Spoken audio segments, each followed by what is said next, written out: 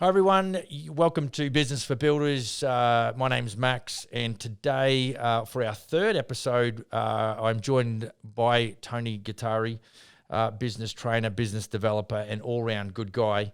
Tony, welcome back again. Thanks, Max. Thanks for having me back. Yeah, good to see you again. Look, today, we covered off a bunch of stuff. We talked about different types of business development strategies that a general contractor or a builder might embrace to do that. We chatted about a couple of forces that every business needs to embrace if they want to develop an authentic type of business. Today, I really want to chat about what I call the 5 high-performance pillars that I think general contractors or any business really would need. And that is mindset, management, marketing, mentoring, with the end result being business mastery. And so, we don't need to cover off anything specifically. After reading your book, I understand you talked a lot about management systems, how that there's marketing and sales and admin and operations and financial systems in any business. So that really does encompass a lot of the management side of things. But, I guess we could start with mindset. I know we touched on that in our first episode. But I just feel like we've got to create some macro understanding and then really drill down on each of those pillars to be able to sort of improve the way we do business as general contractors. So if you could maybe enlighten us a little bit to do with, each of those or some of those and how they might influence or improve the way general contractors and builders do business, that would be a tremendous place to start. So I'll handball it to you. Yeah, okay. Well, I think with mindset, I think my only point here is that the business is a reflection of the owner. Right. So essentially, the best way I can explain it is to use an analogy. Just say, for example, Max, that I gave you the keys to an F1 racing car. Okay. And I gave you those keys. Now, and let's just say you go, oh, wow, I'd really like to drive that car. But you're not ready to drive that car, okay? So I've got to fix up the driver before I can give you the better business. Yeah. So one thing that I actually have to do is that I have to come to the conclusion that my responsibility is to work on you, the owner, before anything else. And if I can get you changing, because the definition of insanity is doing the same thing and expecting a different result. Yep. If I can get your mindset shifted, I can get you to look at the world differently, especially the business world differently. If I can get you to actually start reading things and listening to things that are outside of your sphere to really move you from ignorance to awareness, then effectively I'm going to get you really starting to change. You're then starting to realize, oh my goodness me, this is how you build a business. Now, that can be very challenging on a lot of people because if you have someone who is 60 years old, they don't want to know how to build a business because there's too much pain, because then they realize I should have done this 30 years ago. Right. So they can sometimes stay in denial. It's almost like it's easier. It sounds really weird, Max. But that's why you probably want someone who's like 35 that basically can actually turn it around and say, you know what? This is insane. I'm not really building a business. I'm building a job. Yeah. So I think you've got to seek wisdom. I think you've got to realize that what you sow, you reap. I think you've got to have an abundance mindset, not a poverty mindset. Yep. You've got to have faith and not fear. You've got to actually test and measure. I think there are certain principles in all of that. And you've got to seek wisdom. And I think there are foundational truths that you've actually got to embrace. And that would be mindset. Because what I've got to do is, before I give you this smoking car, okay, I've got to fix up you, because there is no way you can get in that car because you're too fat anyway and you can't fit into the cavity. Okay, I've got to slim you down. I've got to actually make you lean, mean fighting machine. Mm-hmm. Okay, and I can probably do that. And certainly in a franchise environment, I'm going to accelerate that because I'm effectively going to mentor and coach you and show you what other successful business owners have done.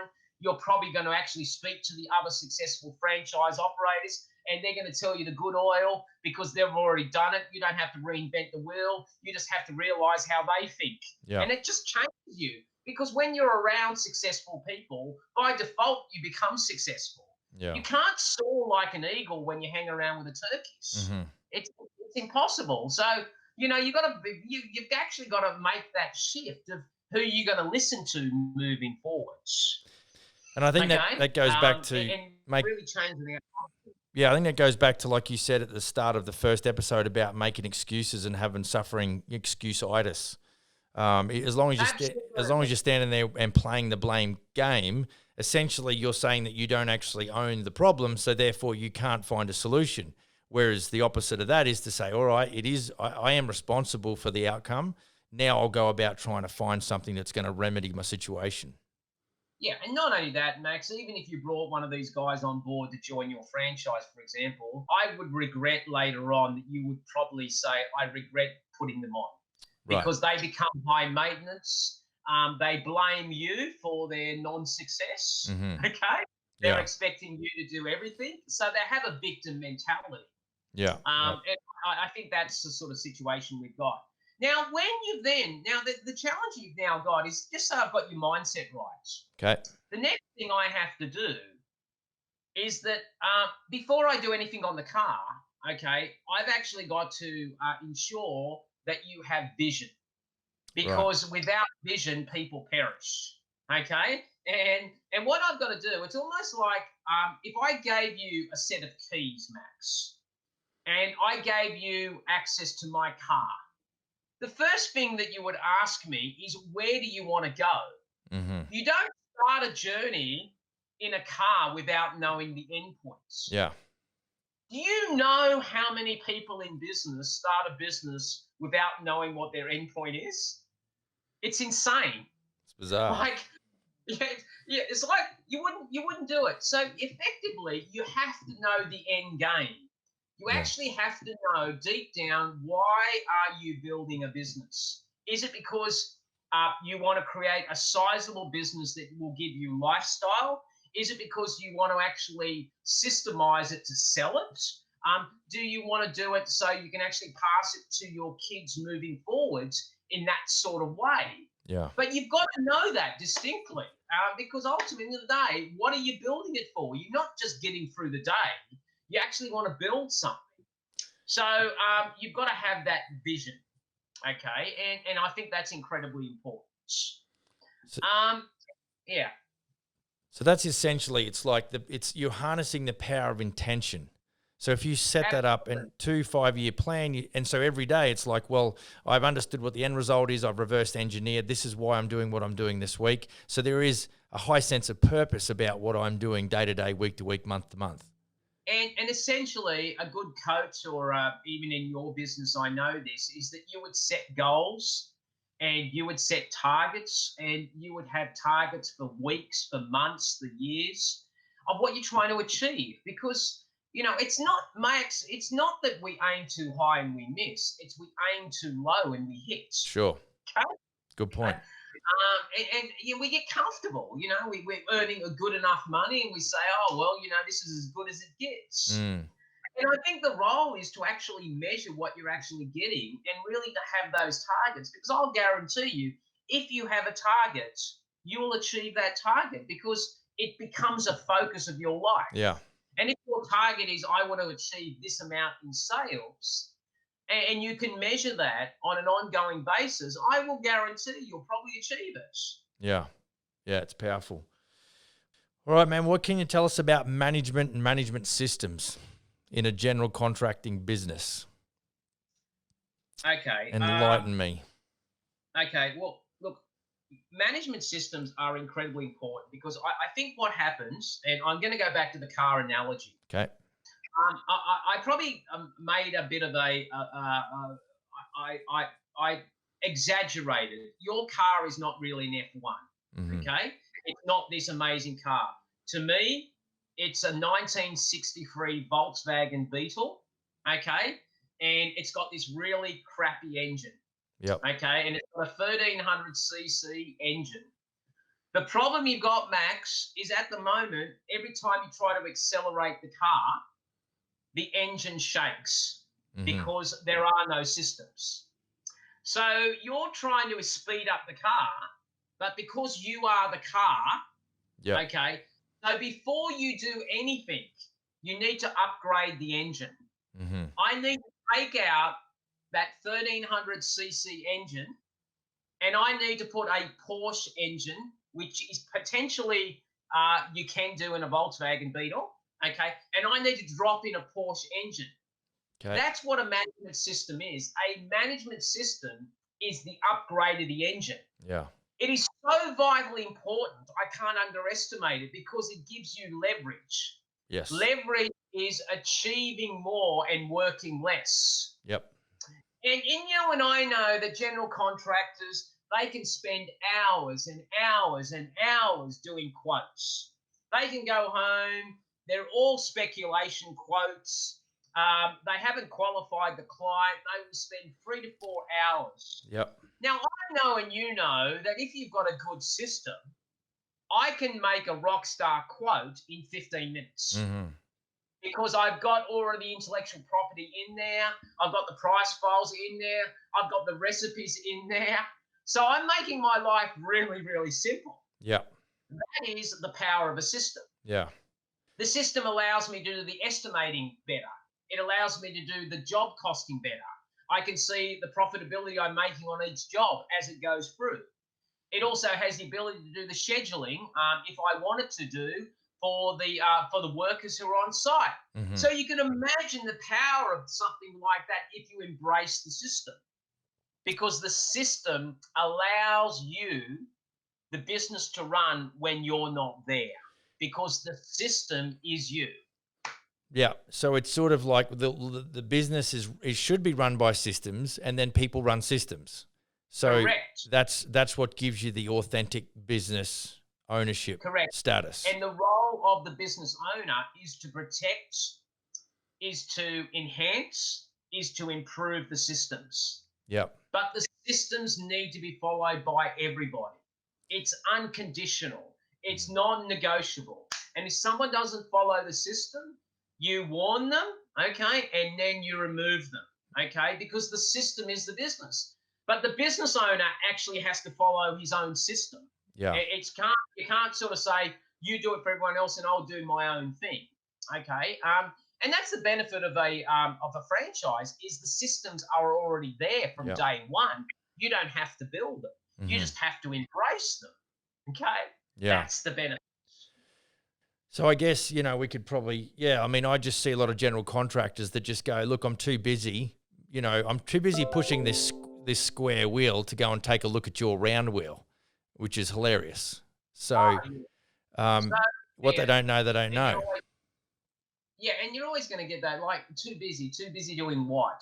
Okay. You're always going to be busy. Okay. And that's not the issue. The issue is, I'm not questioning you're not busy, but are you actually building a business or just creating a job? Well, this is okay, and that's really the key. The key is, this is the way I classify a business: a commercial, profitable enterprise that can work without the business owner. Yeah, you've coined that phrase a couple of times, haven't you? That's yours. You've said that often. Yeah. Just say that again for us. A commercial, profitable enterprise that can work without the business owner. Yeah, see, that's the goal. And I think, this is the part you talked about, setting that goal, reverse engineering, harness the power of intent, because then every day that kind of refinement isn't an inconvenience. It's an essential part or ingredient towards my ultimate success, standard. It's not like it's negotiable. Well, should we do systems or should we not? No, you absolutely will. Because if you don't put the work into systems, you're not going to arrive at your end goal. Yeah, and you're not going to be able to achieve that. And that's really what you want. Like, honestly, I would love for a builder or a contractor to go to 6 weeks away on holidays, not pick up the phone, not do an email, and come back and his business is thriving better than it actually is when he's there. As a general contractor myself, that's not something you ever heard anybody talking about. It was always, you'd go away for 5 minutes or a long weekend and there's carnage. I know that. And that's the end game. At least if we can get it to 1 or 2 weeks. Yeah. Okay. Because that then becomes freedom. Mm-hmm. The freedom is I've still got a business, but I can still have a life. Yeah, man, that's powerful. All right. So, I often talk about when I'm talking to builders, and this is going to sort of flow into the next thing, is that, we talked about systems. Obviously, sales systems, we could get on that because that's really, something you're renowned for. But, I guess in the qualifying system within the sales process, I talk to a lot of our guys or potentials, let's say prospective builders that are going to come online. And I'm like, son, how many quotes do you do a month? And they might say, well, how many leads do you get? And they might only get 2 or 3. Now, from where I come from, that means I can't disqualify because I need them all. So, as a general contractor, I guess a lot of GCs, especially what happened in COVID just recently, the first budget that gets dropped is the marketing budget. Now, I guess what I would love to do in the next 2 minutes is just really take the cover off marketing and how important the marketing aspect is on your business. A lot of guys will say to me, well, Max, I've got really good word of mouth. And I'm just like, it's not sustainable. And certainly if we go back to wanting to have that business mastery where the end game is to be able to have 1 or 2 weeks vacation twice a year, you've got to have the marketing thing sorted out. And I'm sure that the marketing strategy that was part of Harvey Norman discounts was greatly improved when it moved across to Harvey Norman and all of the sexy brands that then came on board. I'm sure the marketing, hyperbole changed and the marketing narrative changed a lot when you went moved in that direction. So what kind of movement has to happen from a one-man band builder to, if he wants to develop that end game of business mastery, what's got to happen within his psyche as it relates to marketing, and what's got to happen as it relates in his systemization as it relates to marketing within his business? Well, first of all, he's got to actually come to the conclusion that you can never stop marketing. Okay, you never stop marketing. I think one of the challenges that general contractors have got, from my experience, is they go through flood and drought. Got it. Now, you know what flood is. You've got a stack load of work, okay? And, you're getting a stack load of work, and you don't chase any more work because you think, happy days, I've got a lot of work. And then what happens is, because you're not developing your pipeline, because you're not actually marketing anymore, because you're not going out there doing quotes, or you become dismissive of those quotes because you're so busy, okay, then the busyness ends. Mm-hmm. And then what happens is you go into drought. And then if you don't have an active pipeline where you're continuing to market, you start freaking out in drought because cash flow dries up, anxiety kicks in, and then you start discounting your quotes, okay, in order to win them. Because sometimes you built your business up, and you built your business where you've employed people that are still on your books, and you still need to feed them. So then suddenly you've got this unique situation where you're just winning the work just to get the cash flow in, but not really making any money. Yeah. So you could say, oh, I'm doing a couple of $1 million in business, but you're not making any profits. Yeah. And you go through that flood and drought. The purpose of marketing is to even that out. Yeah. The purpose of ongoing marketing is to essentially ensure that you've got leads coming in all the time. Okay. And a really great contractor, that's why he has to get off the tools, because he has to service those leads, because you don't know when the season will end. That's true. And you can never take it for granted. You can't get into the position of comfortability. The enemy is being comfortable. It's not being in an adverse situation. The enemy is always comfortability. I've heard it so many times. Max, you would probably be speaking to general contractors now that say, Max, you've got a great model, but I don't need you because I'm already busy. Yeah, for sure. That is the biggest load of garbage I've ever heard. Yeah, they get complacent. They are busy for a season, okay? Yeah. Now, what you're saying is that I'm not here to give you more leads. I am here to transform your business. Yeah. I think a lot of what we try and do in this country specifically, or particularly, I've not really seen this from where I originally started out in the building game. But Tony, in this area of Canada, obviously the winters get fairly cold. And what we still try and do is, what happens is you will get those seasons, like literally they're physical seasons. And so, it's hard to pour concrete in 20 below because, concrete freezes because it's got water in it. So they just don't pour concrete. But further to that, we want to try, our goal is to create an evergreen business for our general contractors, which is a fairly uncommon philosophy because a lot of people will just, really burn rubber for 9 months. And then they'll go indoors and they go, well, nobody's going to renovate over the Christmas break and into the new year. So I'm just going to drink beer and eat, hot wings and wait for the sun to shine and melt the snow, and then we'll get back into it. But that really is in line with what you call, floods and what was your analogy? Floods and droughts. Yeah, right. And it starts to freak out a contractor, and they. You know what the worst thing they do is that they then make this terrible decision to close their business and work for someone else. Yeah. Right? Because they get freaked out about this flood and drought thing and they can't cope with it. It creates anxiety in their relationships. They don't sleep well because sometimes they've got money, they don't have money.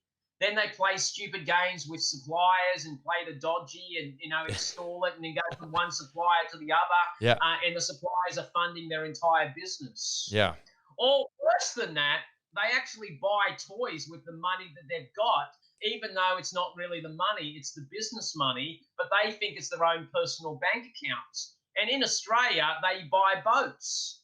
Mate, have you seen how many builders who really shouldn't be buying boats buy big boats? Because they think the money is theirs. They've got no understanding the business goes through, floods and droughts. So if they get this $100,000, and guess what they do? It's almost like, oh, it's my pocket money. Now I can spend it. Yeah. It's, I guess it's probably because they spend a lot of their time working their asses off, because most of them do. And they just, I get all of that. Guys they will justify it practically, but really it's motivated emotionally. Yeah, absolutely. I get that. I'm not saying you shouldn't buy a boat, but you've actually got to ensure that you understand your business before that, and you understand what cash flow requirements you need in your business for all seasons. Yeah. Okay? Yeah. Because that's when it becomes really difficult. I guess it comes down to that, keeping money aside for a rainy day, that type of approach on a corporate level. Absolutely. And continuing to market all the time, continuing to drive all the time. Even though you might have seasons that close where it could be winter, you could still be quoting in winter. It's very easy to still quote in winter. Yep. And and I know not every job's come online. So what you can do is you can set up the job so as soon as the weather is okay, you start those jobs. So there's always opportunities to continue to do things, even when the building season technically is quite limited in Canada. Yeah, we've got, because it's about the 18th or 19th of November, depending on where you sit. But we're running what we call a Renovember promotion. And, the messaging that goes out is don't wait. Put yourself at the front of the construction queue come, when the snow melts next year. And so rather than allowing the marketplace to get complacent and comfortable, try and prompt them to sort of get on board with the general contract, to get all the planning and all of the parts prior to construction sorted out, and then you'll be at the front end of it. So, Tony, look, I think what we'll do is I'm getting the wind-up call from our producer here. So, look, we will I might even chat to you later on and maybe in another episode down the track about mentoring. I think that's a pretty important concept, for individual players. So, Tony, it's been really a good time. We've done 3 episodes now, and we'll it's been a very enlightening, enjoyable process, man. So really appreciate your insight and your input and your time. Thank you. Thanks, Max.